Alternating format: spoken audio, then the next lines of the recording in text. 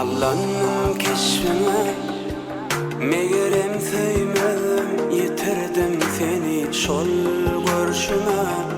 Canım seni görüşüme, yatlap oturuşuma, geceler düşüme, üflerin geleysen hoşuma.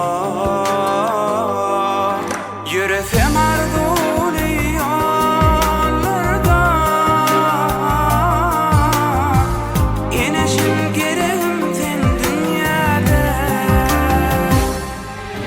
Uzat ellerim ama sen izlerim hazır bol yaşun. Koyallam ayırmasın, ikimiz bile bolsak bir ömür. Bana dermanda sözüm, nerede kara gözüm.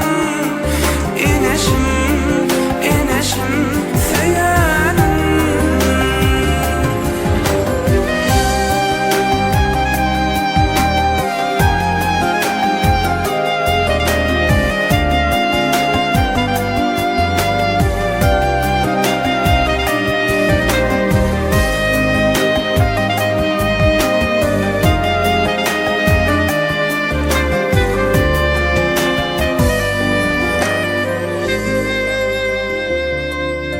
Hoş geldin uyumuza, boş kalbim dolu yarım.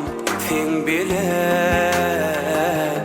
canım sen bilen, ömrüm men sen bilen, yüreğim men sen bilen, dermanım sen derdime, yarım sen derdime. Yürüsem arzun yollarda, Enesim gereğim sen dünyada. Uzat ellerim